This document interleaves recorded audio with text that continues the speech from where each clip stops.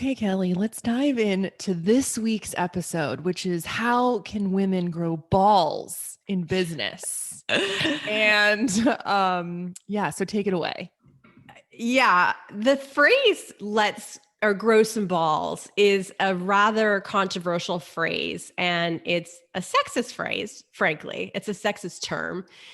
And but people continue to use it. And what does it mean? Let's talk about that for a second. I mean, a lot of times it's directed towards men, but sometimes it's also directed toward women. And it means Yep. you need to have courage, you need to be braver, also to a certain extent more masculine, more manly, more badass, more brave, strong, courageous, defiant, assertive, all these manly characteristics which are associated with balls. Is what it means to grow balls. I look at it in a different way because clearly we're women. Um, and I look at it as I don't know that I would use that word to someone. I sure hope I've never used that phrase to anybody in any way, shape, or form. But I see it, kind of the whole Brene Brown, be brave, daring greatly, dare to lead, embrace discomfort, be vulnerable, Yeah, be agreed. fearless, shoulders back, head up, Amy Cuddy, you've got this Yep. kind of thing. Yep. And that's what it means to me. And I think we need to come up with a better phrase. But I think it's the meaning behind it. There really needs to be a phrase for women because women need to figure out a way to center themselves, to steel themselves. And, we do this every day probably without thinking about it. We steel ourselves before we go into a big meeting. We look in the mirror, we stand up, we do our power poses, we walk in with confidence and we gather ourselves. And so where does that come from? And I think some of that we're going to talk about today and what that means. Again, we don't want to be crude or rude or disrespectful to any women by using the phrase, but what we're trying to do is kind of turn the meaning behind the phrase into something positive. Agreed. And you just listed so many great, authors and leaders. I feel like we live in this time with so many amazing women who have rephrased this and have allowed us to think about, this masculine energy and how do we harness it in a way that empowers us, that helps us, get ahead. Um, and yeah, I love this topic. You all are listening, right? We got your attention with balls. Okay, so just before we get into it, I thought that I would talk about like why you're really talking about this. So like, Yes. Kelly and I really wanted to talk, specifically to women and moms and new up and comers. Not that we're leaving males out, right? Because I think males can definitely relate to this, right? Some males identify and sometimes are also offended by, being told that they need to grow a pair. But because of that, in the marketing and advertising world, most of the creative industry is male led. And that's why Absolutely. it's so relevant to us. We're both women that have had to, come into this industry and find a place for ourselves as women. Just a couple of stats that I found online, an easy Google search, you can find these, but um, about 30% of ad leaders are women. So Wow. as you move up the ladder, you are going to encounter probably some harsh male masculine energy, and it's going to be, it's going to give you a run for your money. Out of that, only 12% creatives are women, Oh, which is that's so true. horrible. I mean, you think of, I love Mad Men, right? Don't get me wrong, but like it was a pretty good depiction of women were, very few, especially when it came to creative. And there's a huge pay gap between genders, not just our industry, but a lot of industries. And, you know, uh, over the past many decades, women have really pushed that forward, I think. And it's getting smaller bit by bit, right? And yet most women have the purchasing power. So if you think Yeah, about that, like a lot of the decisions are being made about marketing and advertising campaigns um, by men or men led teams, and women are really the audience in a lot of cases. So, anyways, it's this true. is kind of the segue for why we are talking about balls. And really, I think the takeaway, correct me if I'm wrong, Kelly, is that we want everyone to take away after this short podcast just some ways to harness growing balls, quote unquote, and not being the other B word that we know And along the have been way called and have been called. and totally have been called. Um, I've actually never had someone tell me to grow a pair. I have had people call me the other B word. Yes. Me too. So, anyways, okay, before we get to our tips and tricks, we thought we might just kind of tell our, just like some personal anecdotes about how we kind of were pushed to, you know, grow some balls along the way. Yeah. And I have 4 personal stories, and 4 ways really. I think the start of assertiveness in women starts when you're very young. And I was a Agreed. tomboy.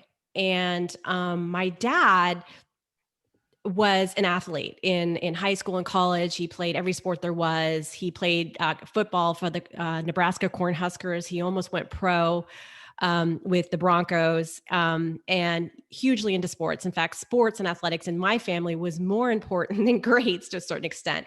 My mother, believe it or not, is a professional triathlete. She's one of the top triathletes in the world in her age division and has done the Ironman 4 times.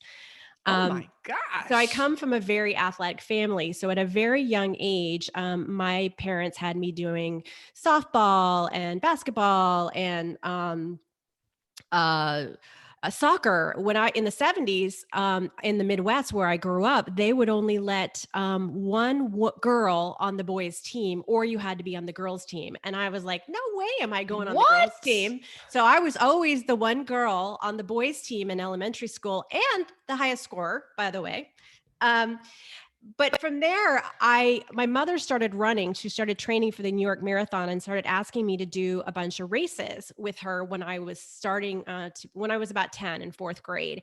And I started running, and I started winning my age division. And from there went up to do cross country in junior high, and track in junior high and high school. And I eventually in high school, I set a school record in the mile, the 2 mile, and the 3 mile. And What was your mile time, Kelly? um, I believe it was 6:18 was Oh my my fastest time. gosh. I'd have to confirm with my records, but I'm pretty sure that was it. Um, it's of course since been broken. And then I also did the mile relay. So for me, sports and this really came from my dad, and he taught me 4 important things. The first thing is that he felt it was really important for his children to differentiate themselves through sports or through whatever activities, but for him sports were really important. It helped pay for his college education, and so he pushed us in sports because he also believed that team sports teaches you a lot about what you learn in corporate America. And being a part of Totally. a team is extremely important. So that was the first thing that he did, is he pushed me to participate in sports and athletic, which really, I think, helped me to believe in my own personal power, my own fearlessness, and my own personal strength. That, hey, gosh, my body has a bigger ability than I thought it does, because I am capable and able to win races and place well. And the several of the things that he did for me, and then and we'll go back and forth on your stories, was he also told me that he never wanted me to marry for money. He never wanted me to feel like I needed a man to support me. And so what he did is he encouraged me in my 20s to purchase a home when I was still single. to start building equity and wealth, because he believes that people should have three streams of income, not just your regular job, but also the stock market, if you can afford it. And then, of course, real estate as another way of building wealth. And so, when I was in my late 20s, I bought my first condo, which helped me. And I bought it in San Francisco, let me just say, with the view of the Golden Gate Bridge between two buildings. And Holy cow. it was fantastic. And I sold it for a lot of money that I ended up using with my husband on a down payment on our first house. And that taught me a lot about financial stability, right? And learning about finances. The next thing that he did was in my college years and my young 20s, my mom was busy with triathlons and my brothers. And so my dad started taking me on a lot of his business trips. So he's taken me to Germany, to Monterrey, Mexico, to Scotland, to Moscow, all around the world. And I had to participate in these, dinners, socializing dinners with different people that he worked with. So at a young age, I was kind of thrown into communicating with really men that were significantly older than me, my dad's age. And so I had to learn how to communicate to them and how to be an interesting person and how to, speak not like I'm a teenager and speak, like I know about things in the world. Um, and then the last thing is related to that. He encouraged me to excel in business and hone my skills as a communicator, to have an opinion. We talked about this last time, and to be well read. And so those four things really helped me to, quote, grow my own balls, and to be fearless, because he had faith in me and pushed me to, be the best that I could be through athletics, through school, through grades, through my career, et cetera. And so that's where a lot of my confidence was born from, in terms of how my dad raised me. And so I absolutely have to give him kudos for pushing me. And I understand you have some similar stories. I do. I do. I also think it's important to mention that, like, um, a lot of people weren't uh, born into a family that helped them build that confidence, because, like I did. Um, and so I can imagine that, when you're when you're like starting off in business, it's like, oh my gosh, if you came from a background where you didn't necessarily have those skills ingrained in you, you can maybe feel a little bit behind the curve. But as I said, like at the beginning, like all of these amazing authors, like you can go into TED Talks and watch an insane amount of amazing women. And now today is the time for you listeners to be, growing that confidence. So anyways, I just wanted to say that. Yeah, it's so funny, Kelly, because we just have so much in common that we probably didn't know. Um, I agree. My confidence was also kind of ingrained, taught to me from an early age. My dad is kind of from the South and was the black sheep of his family and moved to New York City to work. And that is where he met my mom, a very tough as nails, Northern woman. And my mom really was the one who taught me what a hardworking woman who was going to accomplish what she put her mind to, was going to accomplish in her world, in her life, and was certainly part of the kind of the Mad Men era ish, where in her industry it was pretty much all men. And so she became really tough, living in New York City and being part of that. I think she was really tough. So, agreed about your story about sports. I remember, so I was a runner, I was a track, I was a sprinter, and I did the hurdles. Oh gosh, that's the hardest. And I remember at like this one like district meet, I just got out of my head for once and just won by a landslide. And afterwards, I was so filled with emotion. Like it was just this emotional release that I needed after the race. I was like so surprised that like I had just made a personal record, and my dad was there and was walking across the field to me, and I was kind of like crying because I just, the tears were just the release, they didn't mean I was sad. And my dad told me to man up. I'll never forget that. And like I was on one hand so insulted, and then on the other hand, like, I get it. Like there's what is the saying? No crying in baseball, right? I wasn't crying about anything particular. It was just my, release from winning. Anyway, so that just gives you an idea of like the kind of guy my dad was. So just like my parents encouraged me to buy my own house. I did when I was, I think, 23. Wow. Yeah. And then also like you, my dad also brought me on a lot of business trips. And Interesting. when I was in the end of high school and college, my dad was working for a company that sold parts to the racing industry. And he was a NASCAR guy his whole life. He loves cars. And so, and I grew up on it. And I guess when I graduated high school, he took me on a trip to, the NASCAR Beltway, aka Charlotte, North Carolina. And we got to go to Petty Enterprises and Dale Earnhardt's headquarters. He was my personal hero.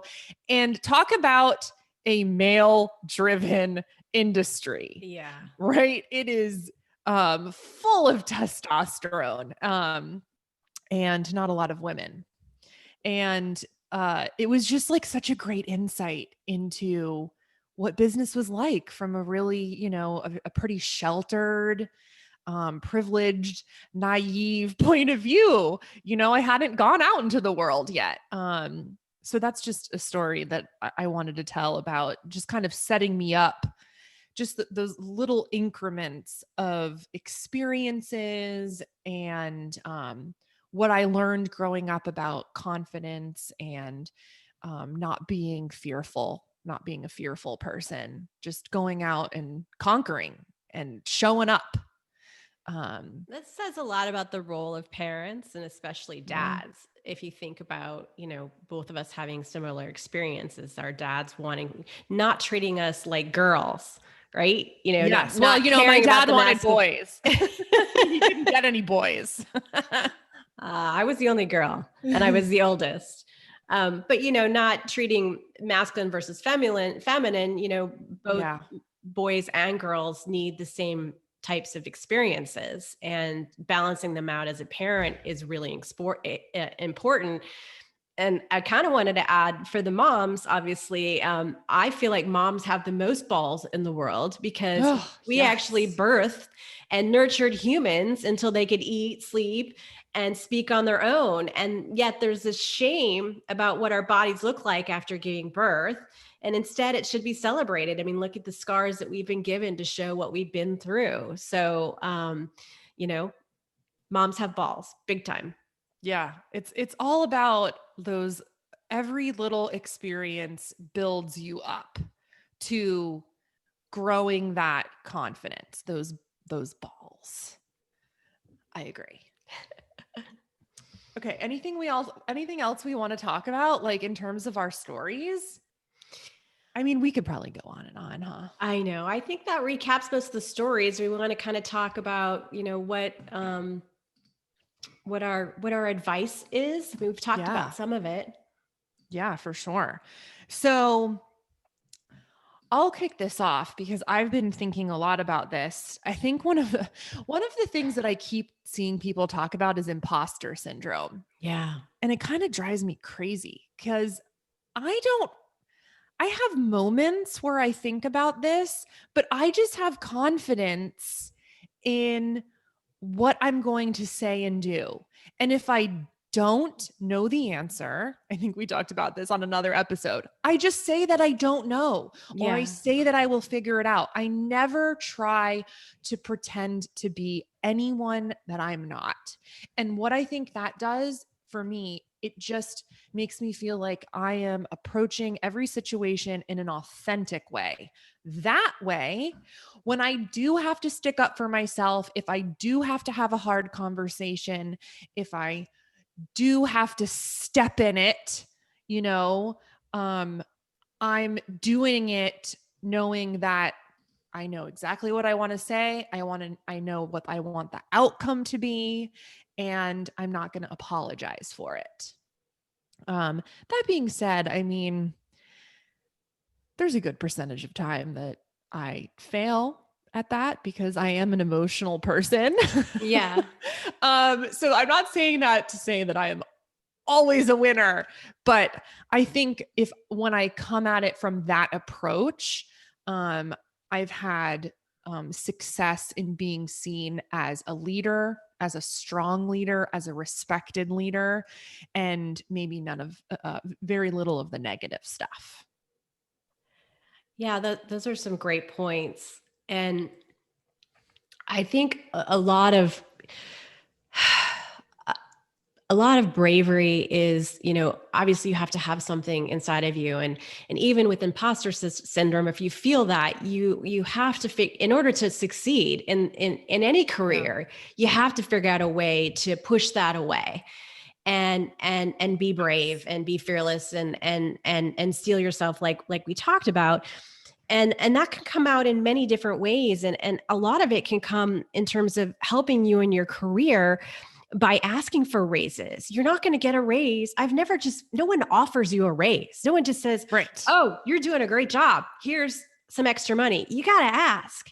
And so if you're one of those who hasn't asked, you're not going to receive. And so every single Yep. time that I have asked for a raise, every single time, and I have asked many times, I have received one. So it's not like I didn't have a backup and a rationale, and a 10-page document stating why why I deserve it.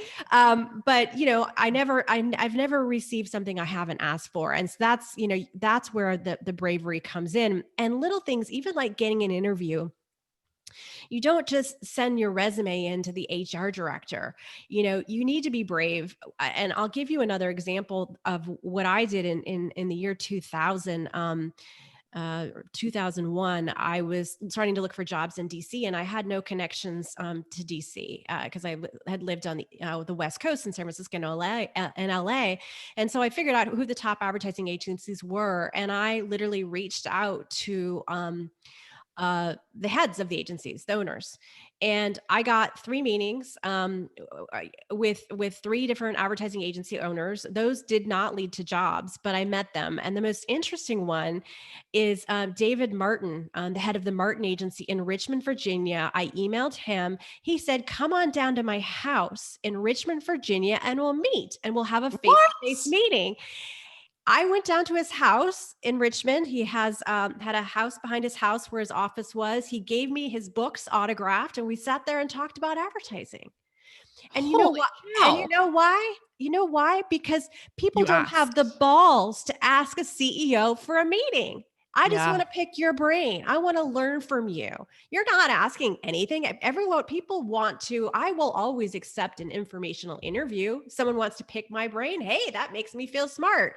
They're Yeah. not asked because people aren't brave enough to do it. And I was brave enough to do it. And I got a meeting at this guy's house. Yeah. I feel like I'm sure someone famous has been quoted, but I always like this is just a personal mantra of my own is like, if I'm not uncomfortable, then I'm not doing something that's brave, or I'm not doing Yes. something that's out of my zone, which means I'm not growing and I'm not being pushed to, learn something new, do what you just said, like, um, make new connections. Um, and I feel like that kind of sums that up there. Like you have to get uncomfortable and brave and do the things that, you think may be impossible.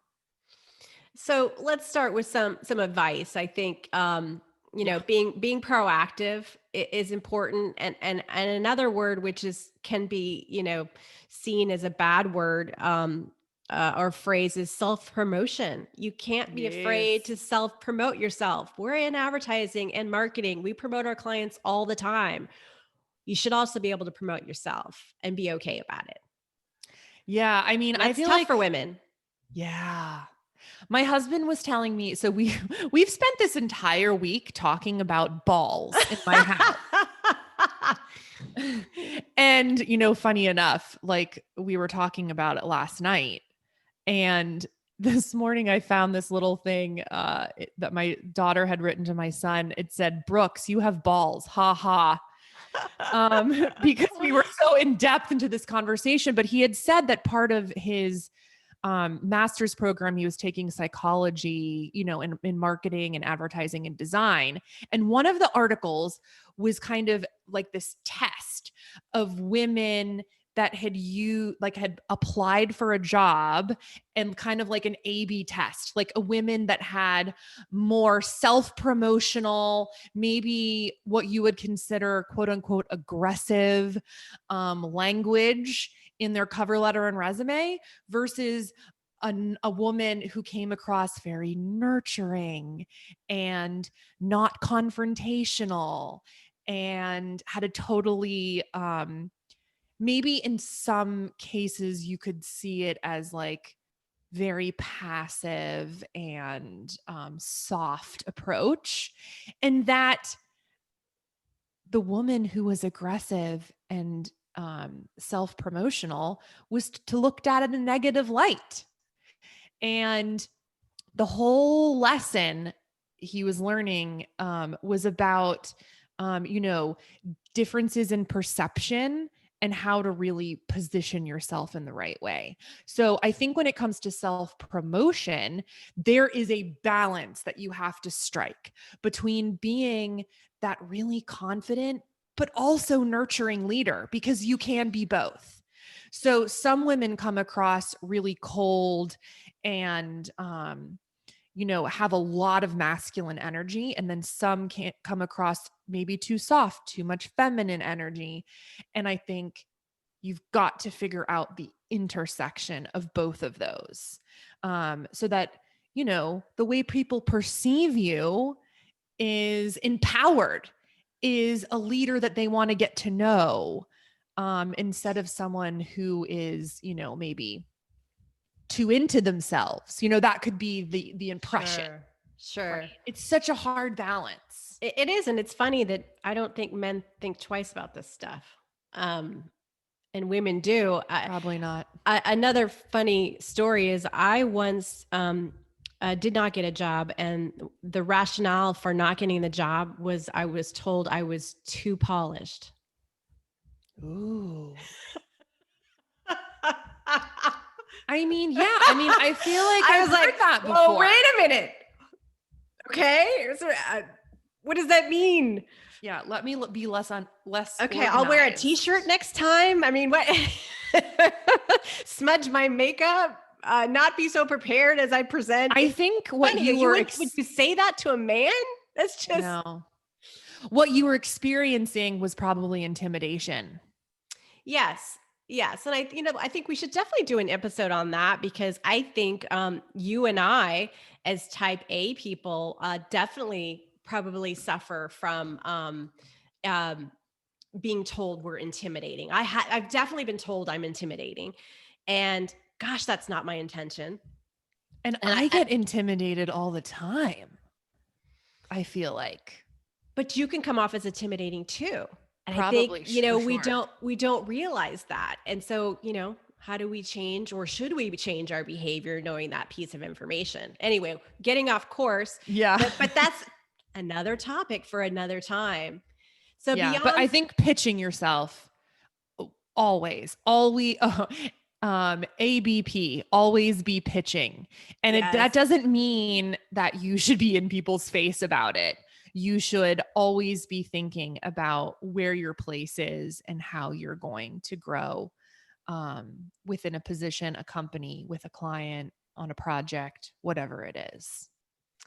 I was going to say, stop hesitating.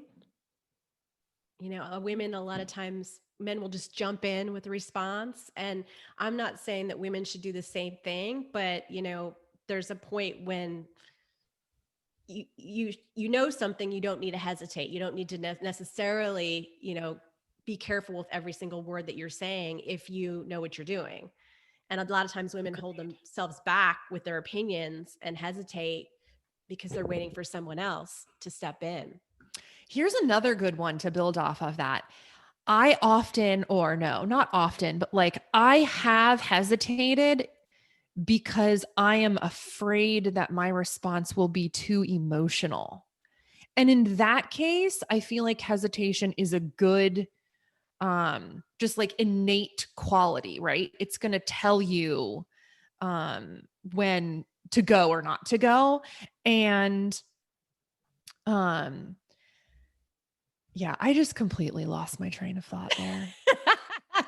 We can go We're back. gonna have to edit that. We're gonna have to edit that one out.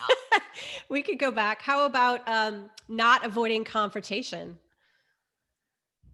Yeah. Well, that's another one where you kind of have to use that innate, you know, fear, like that quality inside you that tells you, should I go for it or should I not? Because some confrontations are worth it and some confrontations are not.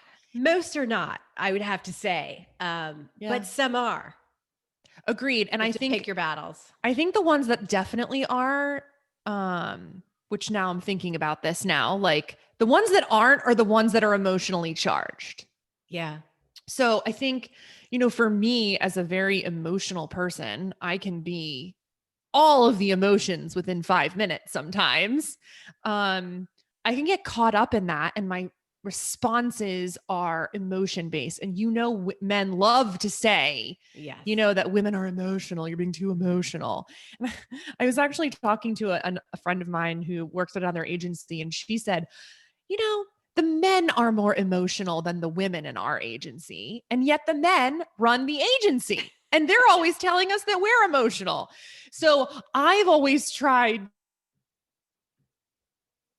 to I want to avoid that at all costs. I don't want to tell someone to tell me that I'm being emotional, because I think from man to woman, that's kind of a dig, or it's meant as a dig. Yeah. And so there are times, confrontation or not, and also hesitation, times where I've hesitated is when I've felt like maybe I'm in too much of an emotional place and I need to dial it back and get, access more of my rational side so that I can come up with an argument that is maybe has more logic than emotion. And then it will bounce so much better, I think. Sure. Well, any final thoughts on a better way to say how to grow balls? I think you had some additional advice. Oh, yeah. How about, I know you have lots of opinions about this, Kelly, about how to run the room. Of course. Like, in my way. I think this is another area that, like, when we're in meetings, with a mixed group of genders, right? And definitely a mixed group of masculine and feminine energy. Like, how do we come across as a leader that people want to look up to, that they want to hear from, and run the room, and don't let people run over us? Again, it's a tricky balance, but I'm wondering if you talked about in one of our podcasts about if you're the one running the meeting, you should be at the head of the table. And that is one great tip. Any others? With regards to the room? Oh gosh, I don't know. I feel like I've been running the room for a long time and I'm comfortable doing it. And it's a combination of trying to have a personal connection with people. But also, when we're in that room, we're there to help them and solve their problem. It's not about arrogance and awards and I have this title and you have that title. It's I'm here to solve your problem. Let's get down to brass tacks, roll up our sleeves and solve the problem. And I think if you have that attitude, then it's much easier to run the room because you're clearly taking the lead and coming up with solutions uh, immediately, but also listening. I mean, listening is a huge part of running the room, and getting everyone's input. I also think being prepared is also a huge one. I mean, obviously you can't prepare for every meeting, for every conversation that you're going to have. But when you do have those opportunities where you may feel like, as a woman, you need to grow some balls before you enter that boardroom, or before you get into that meeting, or before you have that pitch, um, you've got to uh, I keep losing all of my thoughts, Kelly. We're gonna have to edit this damn thing. Gosh, That's okay. I should have wrote better notes. No worries.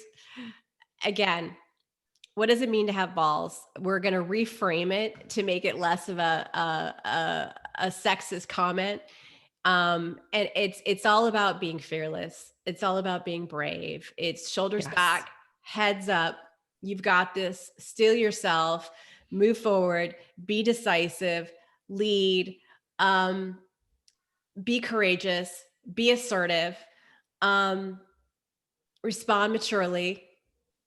When they go, Michelle Obama's, when they go low, we go high. Yes. All of those things are a way of reframing the concept. Agreed. Because the concept's there and it's a demeaning one, but I think we can turn it into a positive, and those are messages that women need to hear in order to be successful. Agreed. Good tips, Kelly. All right, well, let's close out today, and we'll see you next week. Thanks. Bye.